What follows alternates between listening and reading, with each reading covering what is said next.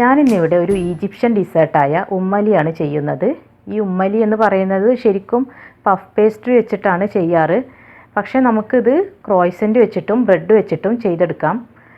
അപ്പോൾ നമുക്കങ്ങനെ വളരെ പെട്ടെന്ന് കുറച്ച് ഇൻഗ്രീഡിയൻസ് വെച്ചിട്ട് നല്ല ടേസ്റ്റി ആയിട്ടുള്ള ഈ ഒരു ഡിസേർട്ട് ഉണ്ടാക്കുന്നതെന്ന് നോക്കാം. ആദ്യം തന്നെ നമുക്ക് ഒരു സോസ് പാനിലേക്ക് 1.5 കപ്പ് പാലൊഴിച്ച് വെക്കാം.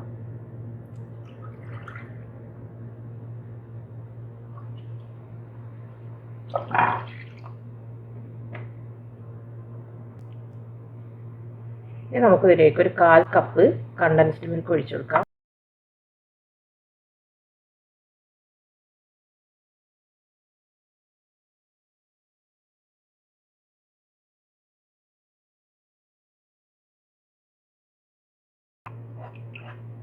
നമുക്ക് ഈ കണ്ടൻസ്ഡ് മിൽക്കിന് പകരമായിട്ട് പഞ്ചസാര വേണമെങ്കിൽ ചേർക്കാം. കണ്ടൻസ്ഡ് മിൽക്ക് ആകുമ്പോൾ കുറച്ചും കൂടി ടേസ്റ്റ് ആയിരിക്കും നമ്മുടെ ഈ പുഡിങ്ങിന്. നമുക്കിത് ഒന്ന് തിളപ്പിച്ചെടുക്കാം.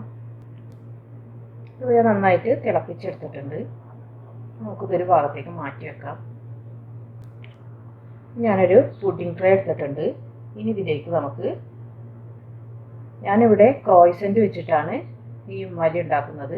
നമുക്ക് ബ്രെഡ് വെച്ചിട്ടുണ്ടാക്കാം. പക്ഷേ എനിക്ക് തോന്നിയിട്ടുള്ളത് ഈ ബ്രെഡ് വെച്ചിട്ടുണ്ടാക്കുമ്പോൾ നമുക്കൊരു ബ്രെഡ് പുഡിംഗ് കഴിക്കുന്ന ഒരു ഫീലാണ് കിട്ടുക. അപ്പോൾ അതുകൊണ്ടാണ് ഞാൻ ക്രോയ്സൻ്റ് വെച്ചിട്ട് ചെയ്യുന്നത്. നമുക്ക് പഫ് പേസ്ട്രി വെച്ചിട്ടും ഇതുപോലെ തന്നെ ചെയ്തെടുക്കാം. നമുക്കിത് ചെറിയ പീസുകളായി ഒന്ന് നിരത്തി കൊടുക്കാം എല്ലാ ഭാഗത്തേക്കും.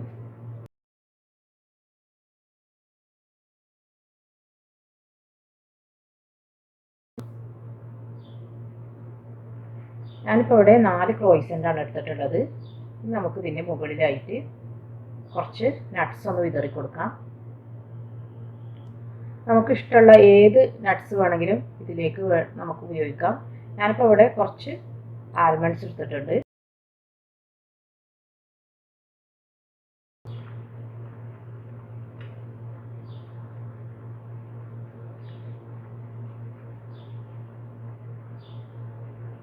പിന്നെ കുറച്ച് പിസ്ത എടുത്തിട്ടുണ്ട്.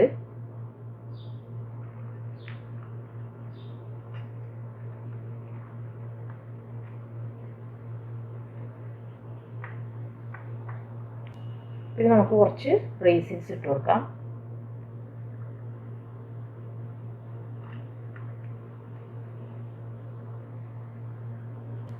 പിന്നെ വേണ്ടത് കുറച്ച് തേങ്ങയാണ്. നമുക്ക് ഫ്രഷ് ആയിട്ടുള്ള തേങ്ങ ഉപയോഗിക്കാം. പക്ഷേ ഇതുപോലുള്ള ഡെസിക്കേറ്റഡ് കോക്കനട്ട് ആകുമ്പോൾ അതായിരിക്കും കൂടുതൽ നല്ലത്. ഇതും കൂടെ നമുക്ക് പിന്നെ മുകളിലായിട്ടൊന്ന് വിതറി കൊടുക്കാം.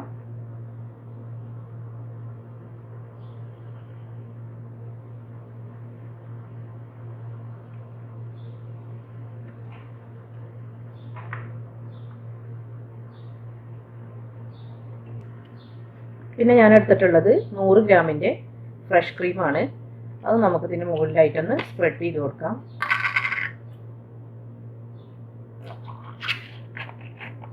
ഇത് നന്നായിട്ടൊന്ന് മിക്സ് ചെയ്തതിന് ശേഷം ഇതിന് മുകളിലായിട്ട് ഒന്ന് സ്പ്രെഡ് ചെയ്ത് കൊടുക്കാം.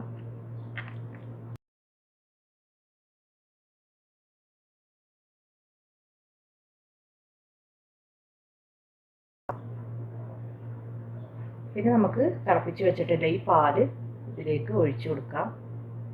കണ്ടൻസ്ഡ് മിൽക്കും കൂടി കൂട്ടി നമ്മൾ തിളപ്പിച്ചെടുത്ത പാലാണിത്. നമുക്ക് എല്ലാ ഭാഗത്തേക്കും ആയിട്ട് ഇതൊന്ന് ഒഴിച്ചു കൊടുക്കാം.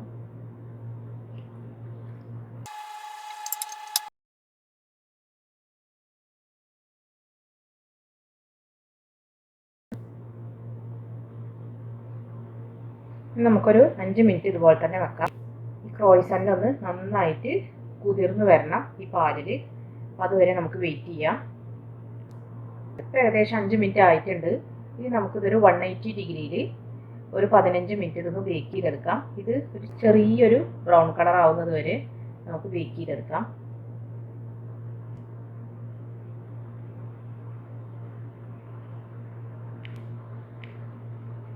ഇപ്പോൾ ബേക്ക് ചെയ്തെടുത്തിട്ടുണ്ട്. 15 മിനിറ്റ് വേണ്ടി വന്നു എനിക്ക് ബേക്കായി കിട്ടാൻ. ഇനി നമുക്കിത് അല്പം കൂടെ നട്ട്സ് വെച്ചിട്ട് ഇതൊന്ന് ഡെക്കറേറ്റ് ചെയ്തെടുക്കാം. ഇതിൽ നട്ട്സ് ഇടുന്നതിനൊന്നും പ്രത്യേകിച്ച് കണക്കൊന്നുമില്ല. നമുക്ക് ഇഷ്ടമുള്ളൊക്കെ നട്ട്സ് ഇതിൽ ഉപയോഗിക്കാം.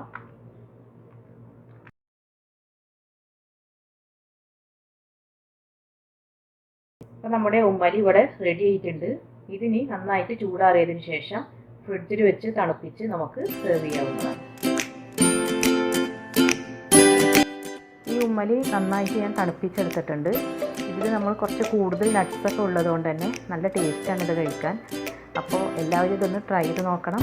എൻ്റെ റെസിപ്പീസ് നിങ്ങൾക്ക് ഇഷ്ടമായ എൻ്റെ ചാനൽ സബ്സ്ക്രൈബ് ചെയ്യുക, ഷെയർ ചെയ്യുക, ലൈക്ക് ചെയ്യുക. ഇനി അടുത്ത നല്ല റെസിപ്പിയുമായി വരുന്നത് വരെ താങ്ക് യു.